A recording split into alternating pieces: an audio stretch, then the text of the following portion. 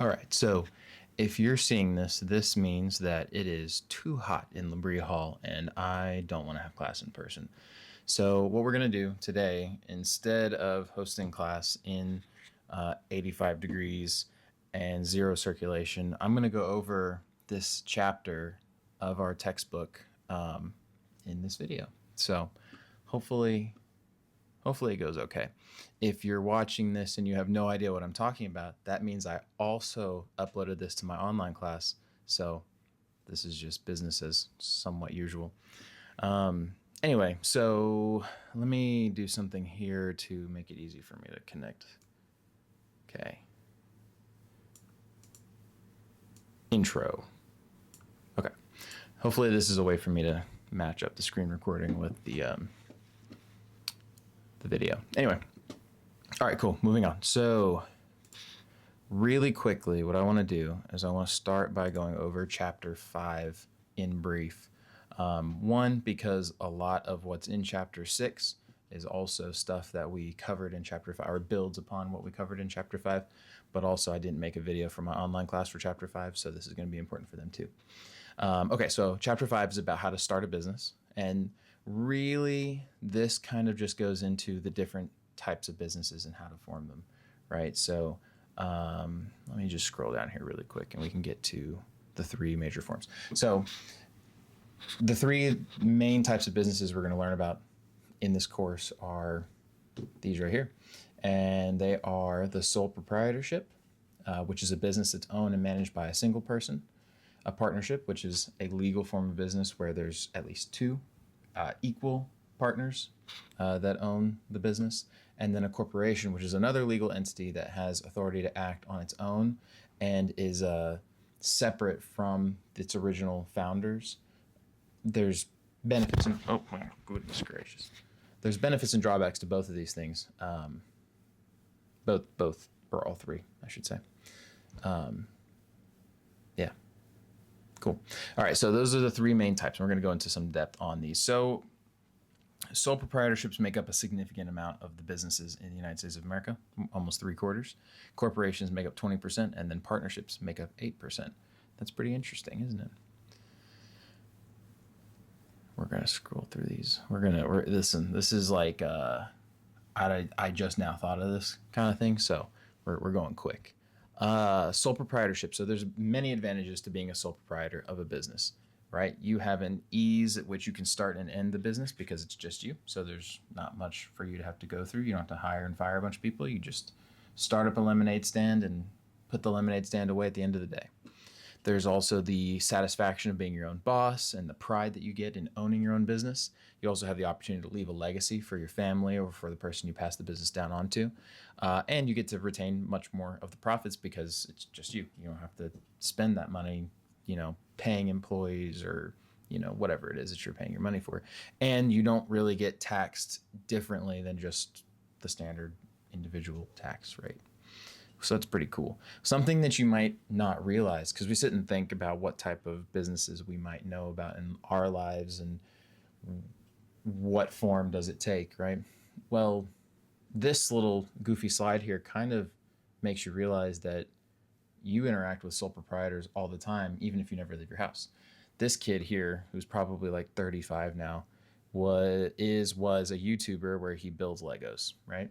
And it's just like a individual starting up a YouTube channel, and yet that is in many ways a sole proprietorship, right? His parents or himself now, maybe if he's older, are the only people involved in the creation of this content, and so he makes a lot of money. Good Lord.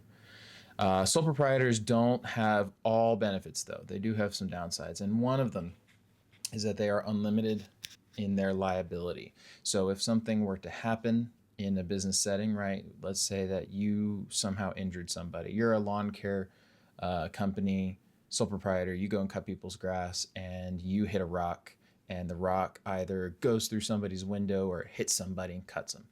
You are liable completely if they take you to court over it. And your personal assets are also up for grabs. So if you have separated yourself legally from a business, then your personal assets are not really at risk. But if you're a sole proprietor, and they have the legal means to come after you like that, they could come for your house and for your car and a whole host of other things. You do have limited financial resources because you're just you. You have management difficulties because, right, if here's an example, actually, here's a great example of what kind of management difficulties you might face as a sole proprietor. I am currently trying to create a video to give you this information, right? And in creating this video, I'm going to have to shoot it. I'm going to have to edit it. I'm going to have to set it up and make it look kind of somewhat passable. I also have to do the speaking and the reading, right, of the learning material. And with that, I'm not an octopus, so I can't do everything all at the same time. I have to trade off some quality in the shooting or some quality in the editing for the ability to do everything at the same time. If I had somebody that could do all of it for me, then things would be a lot easier. And that's the same thing with a sole proprietor. So if I am just me, then I'm going to have a lot harder time doing everything to my best ability because, just limited on the number of time in a day. There's an overwhelming time commitment as well that can happen if you are a sole proprietor, because again, this all kind of comes down to it's just you. So, there's a lot of things that are going to come from that. There's also less benefits because, if you go work for a big business, you get things like healthcare and time off. That's not going to be a thing when you're a solo business owner. There's a limitation to how big you can grow because, again, just you. And then you also have a limited lifespan because guess what? You have a limited lifespan. Now, go think about that. Anyway, all right. So yeah, time commitments are pretty crazy. Here's your work-life balancing act. A lot of small business owners work over 60 hours per week, and more than half of them work over 40 hours. If you got a job at a corporate place, right? You go work for Starbucks, you're going to work for 40 hours a week. If you're going to go start your own coffee shop, probably going to work closer to 60. So these are just things you need to know before you get into this stuff. I really hope the audio on this sounds okay, by the way. I guess we're going to find out. Anyway, then there's partnerships. There's two types of partnerships. A general partner is someone who is like, they share the liability, right? So they share the responsibility of running the business. And then there's limited partners where they're more like financial partners. They're providing the money, but they're not really in it any further than financially. So that also means that they're limited in their liability in case things go south. This is me. This is just that. So, and limited liability, right? I guess we should go over this topic too. That's the responsibility of a business owner for losses only up to the amount that they invest. Limited partners and shareholders have limited liability. So if I'm unlimited, my liability, more than what I invest can be taken from me or be lost. If I'm limited in my liability, then only the amount I put in. So if I put $1,000 into a lemonade stand as a limited partner, the only thing I can lose is that $1,000.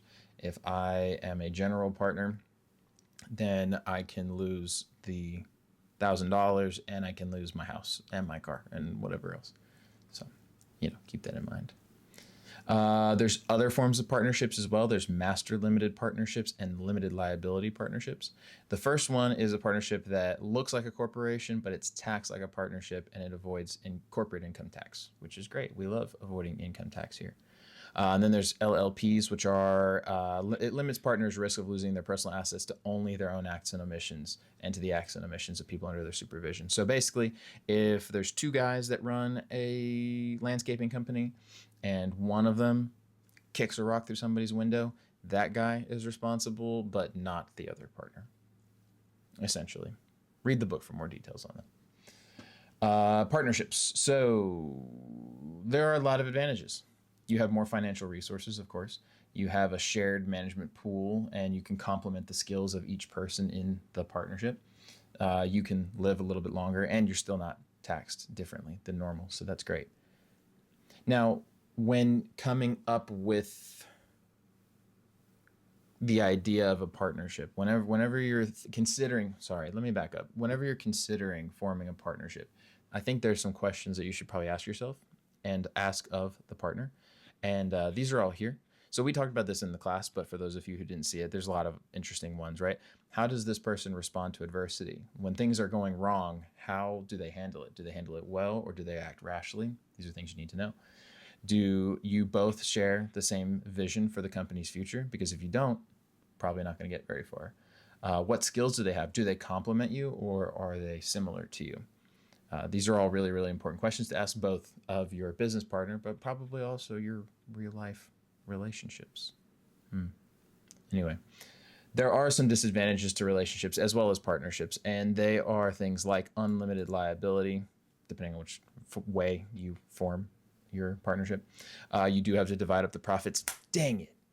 You have to you have disagreements that can happen between your partners, and it can be hard to fire somebody if the need arises, right? So there's that as well.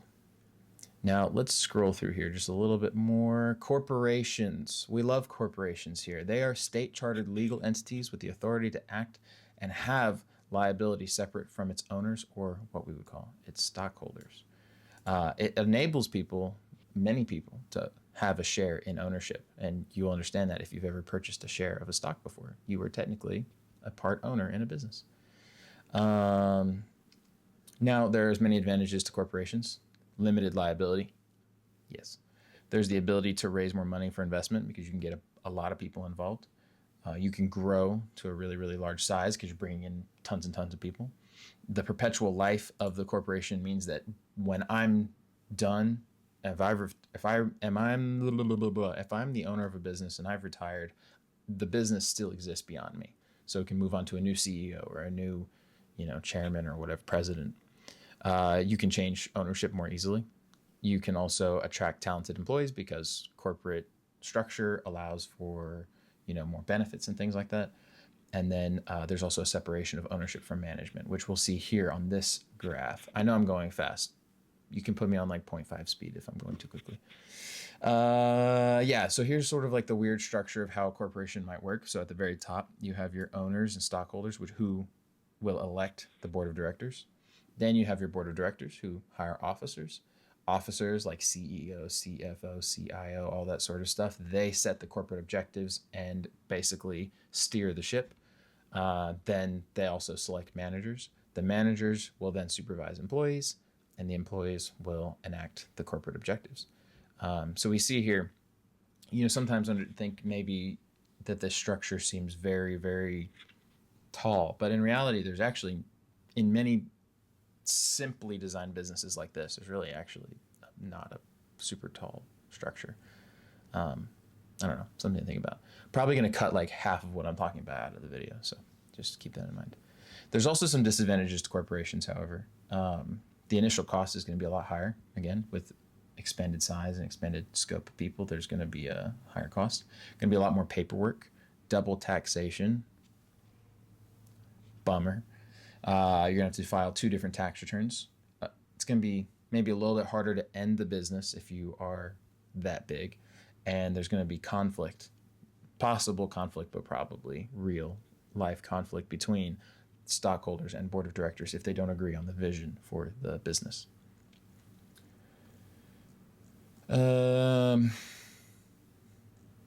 Okay. That's probably about enough for chapter 5. You get the idea. So let's go ahead and move into chapter 6. Now, I haven't really looked over this one yet, so this one's going to be a little bit of riffing, but it's fine. You guys are here for a good time, not a long time. Okay. All right. Am I back in focus? I think I am. Anyway, chapter 6 is about entrepreneurship and starting a small business. Wow. So we learned about all of those different types of businesses just now, but we're going to go in a little bit more depth probably on the first 2 things, right? Small businesses usually are going to be sole proprietors or partnerships, and not corporations. Maybe there'll be LLCs. I guess, we should talk about LLCs. Limited liability companies, same idea. You're starting a business, but you have limited liability. I think you understand that. Okay. So what are we going to talk about today? Let's see. Well, what are the objectives? Where are they? We're going to talk about the risks and why people take the risks of entrepreneurship. We're going to talk about what attributes make a successful entrepreneur. And then we're also going to describe entrepreneurial teams, intrapreneurs, and all these other types of whatevers. That's what we're going to go over today in the second chapter of this video. I'm surprised that this camera hasn't overheated yet.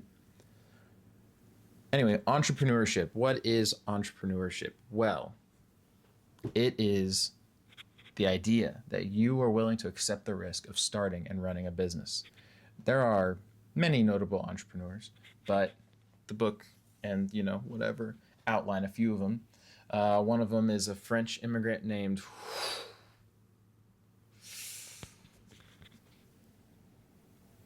That one's tough. He started DuPont in 1802. Then we also have David McConnell. He borrowed $500 to start Avon. I don't know what Avon is, to be honest with you. George Eastman started Kodak with a $3,000 investment in 1880. That's pretty cool. I know what that is. That's a camera guy. And then Jeff Bezos started Amazon with investments from his family and friends. I think I've talked about this before, but he paid them back very, very well, which is, that's pretty cool. Bald. What is this? What is this wizard man? I don't care. Oh, yeah. Okay. Student startups. Hey, listen, you can be an entrepreneur. Did I shake the camera? You can be an entrepreneur even if you're still in college or high school or whatever. Look at all these people who did some crazy stuff. This guy named Matt and some other people, they put together Verb Energy in their dorm kitchen, and they make delicious snacks that could help them stay awake during long study sessions. Yeah, delicious snacks. I see. This lady made a sports hijab, and this other guy made bacon boxes. And anyway, come up with better ideas than that, please.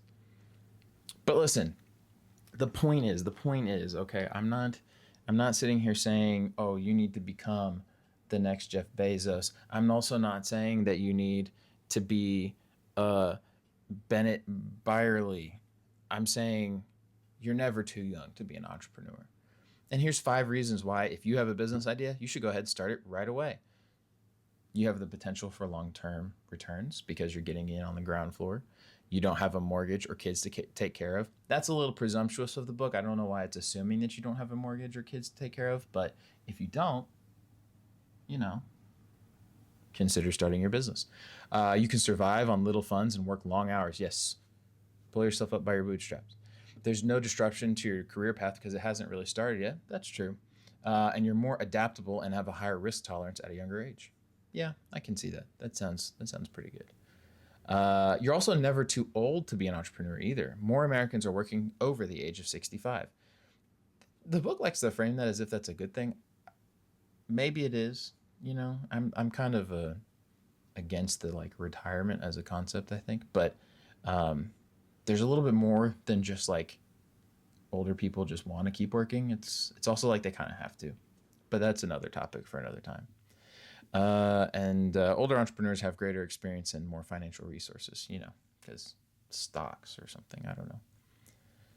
Let's see. Why people take on the entrepreneurial challenge. There's 4 main reasons why.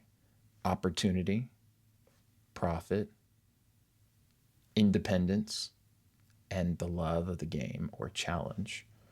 That might be why they take on. Oh, gosh, it got quiet in here all of a sudden. Oh, no.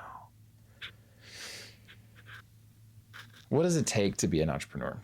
This is a good question to ask. It takes a couple different things. You need to be self-directed. You need to be able to set objectives for yourself and then achieve them. You need to be self-nurturing. You need to know when to take a day off. You need to be action-oriented. You need to see an opportunity and seize it. Seize it. You need to be highly energetic. And you need to be tolerant of uncertainty. I keep going out of focus. I'm so sorry, guys. This is I'm also going to try to do this in a single take, so you're right here with me for all the craziness. Now, if you do have a business idea you want to start in school, you don't want to wait until you're graduated to get this business up and running. Here's a couple tips for how you could do that. Find a problem or need. Find a mentor. Zero in on the specifics. Do research on campus. Test the products with students. And move forward with your ideas. Don't wait. What are you doing? Why are you waiting? Why are you waiting? Sacrifice and embrace failure. But really, I mean, I think these are all good tips. These are good tips for your life just in general, right? Find a problem or need and try to solve it. That's how you're going to make the business. Find someone who's done something similar to you and learn as much as you can from them. Get specific about what it is that you're trying to solve. And then, test the products on your students. Unless you're like a pharmaceutical company that you're trying to start up, then maybe don't do that. Now, why do people take on this challenge? Well, I think there's a couple of reasons why. Well, hold on. I think I read the first line and I didn't look at what the rest of it said. Turning your passions and problems into opportunities. Most sources of innovation are like a flashlight. What? An idea is a good opportunity if it fills customers' needs.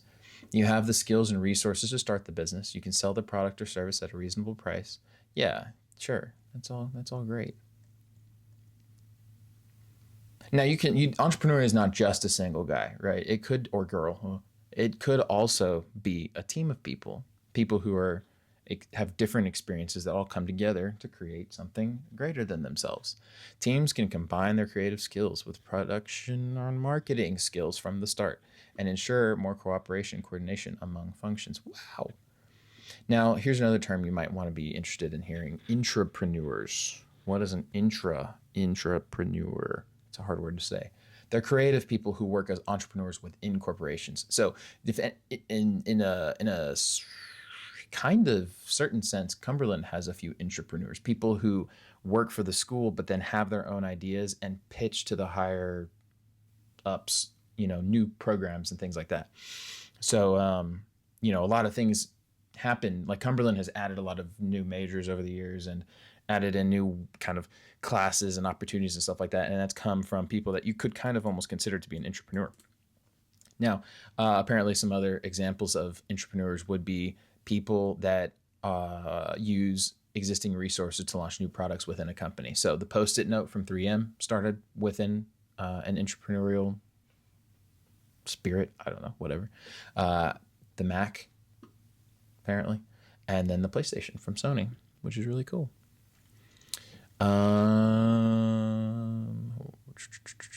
There's also micropreneurs, which are people who accept the risk of starting and managing a business, but keep them really, really small. So basically, like if you teach piano lessons, might be considered a micropreneur because it's not something that you're really intending to grow super, super large.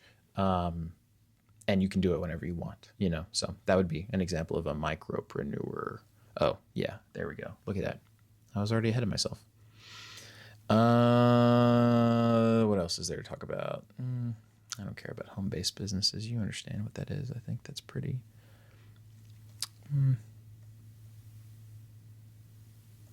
Oh, you know what? Maybe we will talk about this. So if you... No. Okay, here we go.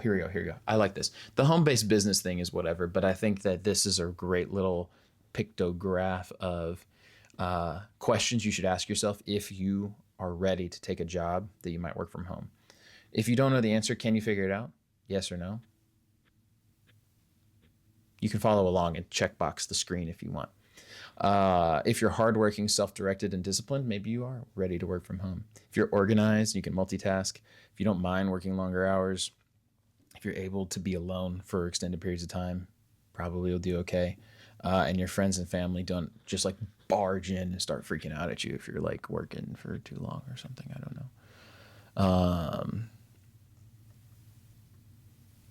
Now, kind of what we talked about at the beginning of the video was this idea that the internet has now allowed people to be entrepreneurs and sole proprietors for a variety of things, right? YouTube, you can make YouTube videos about anything, and now that allows you to make a ton of money.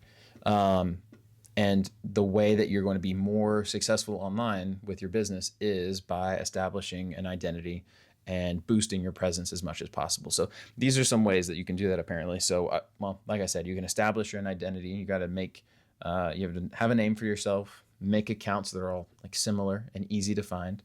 Go beyond just blogging, because who does that anymore? You have to actually make videos. Like you can go like, whoa, I'm making the TikTok. What?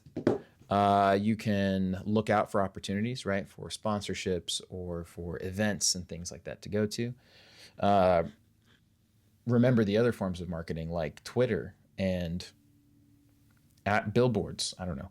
And then make sure your website has a mobile option, because most people are not doing their business on the computer. They are usually on their phones.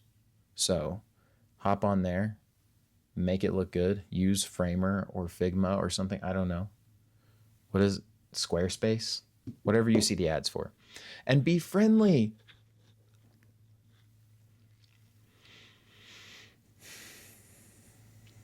Anyway, I'm pretty sure there's going to be a question like this on the quiz, so we'll talk about this too. Incubators is a weird term that refers to people or organizations that offer new businesses, low-cost offices, and basic business services. So basically, an incubator would be a company that's providing like a bunch of desks and chairs and things like that, right? That you can buy fairly inexpensively to get into your office to start up if you don't have a lot of money. So keep that word in mind, because I think there's a quiz question about this. I think. Oh yeah, look, I haven't looked at this, and yet I'm still just remembering all the slides. Wow. Getting started in small businesses. What is a small business? It's one that is independently owned and operated and is not dominant in its field of operation and meets certain standards of size in terms of like employment and things like that and how much money it pulls in a year. There's over 30 million small businesses in the United States. That's pretty cool. 65% of the nation's new jobs are in small businesses too, which is cool. Lots of people who are just starting out usually work for like a local business, right? You know, younger kids and stuff like that. That usually have more personal customer service because you get to know the people who are running the business, and they have the ability to respond more quickly to opportunities because they're not just a massive titanic conglomerate of, you know, global executives that don't know anything about what real life is like. So now there are some sad parts to this whole small business thing. About half don't last 5 years. And a lot of the reasons why they fail would be things like managerial incompetence, right? They may not be hiring the right people that understand how to manage people or money. They have inadequate financial planning, which kind of speaks to what we just spoke about. And then they also might choose the wrong type of business. It might be someone who's really, really good at a certain type of business and tries to start a different one, and then it kind of falls apart. Here's some famous business failures and comebacks. Tommy Hilfiger, their first store went bankrupt, but now everybody's got a Tommy Hilfiger shirt if they're, you know, well. Milton Hershey, his first confectionery failed. That's sad. Heinz, the company went bankrupt 6 years after start, but you know what? John Kerry's wife is a Heinz, so they're gonna be fine no matter what. Disney's first film company went bankrupt. Oof. Henry Ford's first two car companies failed. Oof. LL Bean almost went bankrupt in its first year. And then there's just a weird link to movies you know from Steven Spielberg. I guess this is, I don't know what that link does. I don't know. Anyway.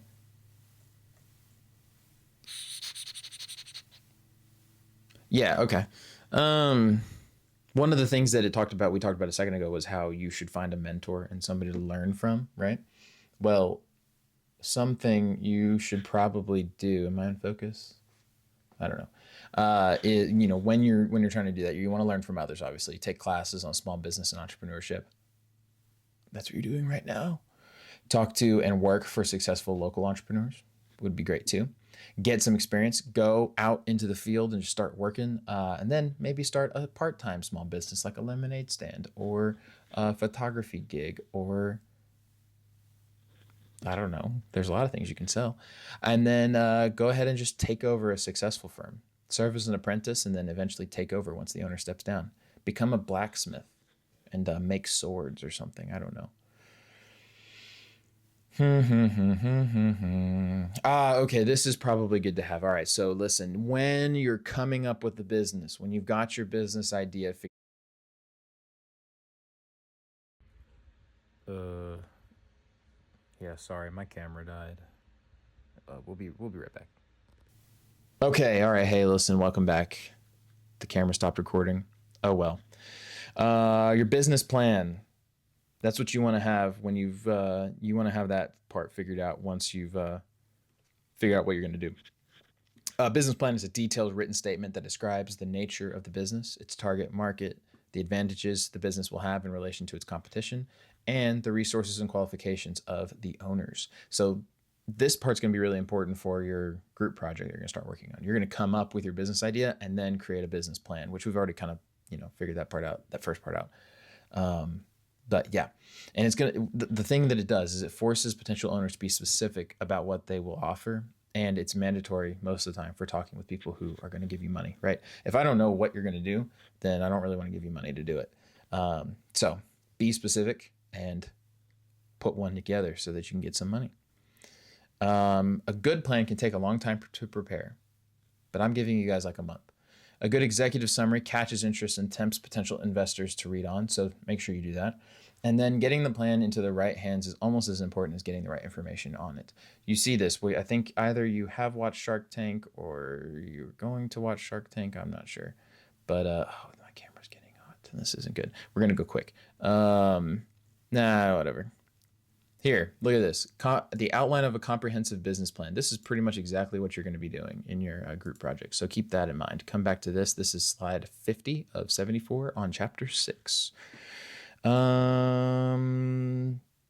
Hey, this is some stuff you should consider before starting a family business. Are you going to want to kill them when you're done? Yes, no? There you go. There's your answer. All right, venture capitalists, they're people who invest in new businesses in exchange for partial ownership of the business. That is Shark Tank right there. And then, let's see, I feel pretty good about that. Yeah, okay. So really what the end result of all that we've talked about here is that there are a lot of different ways to start a business.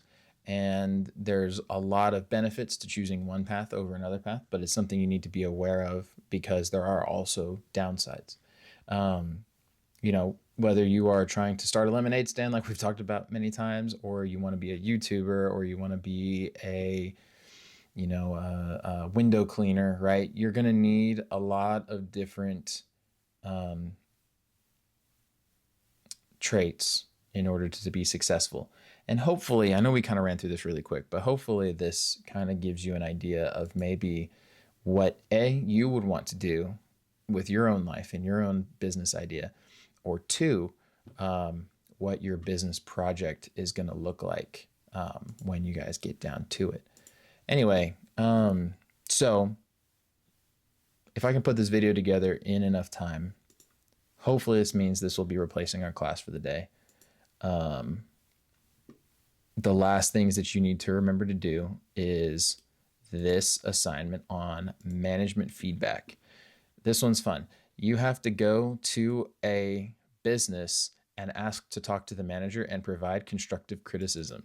And then you're going to answer these questions on what you did down below. Please actually do it. I think it's interesting. And everybody that's ever actually done it has found it to be very, very, insightful, I guess. So do that, and then we'll get ready for the next quiz, which I believe is pretty soon. It's on October 6th. I don't have a calendar in front of me, but that's pretty soon, I think. So yeah. Anyway, I think that should be all for today.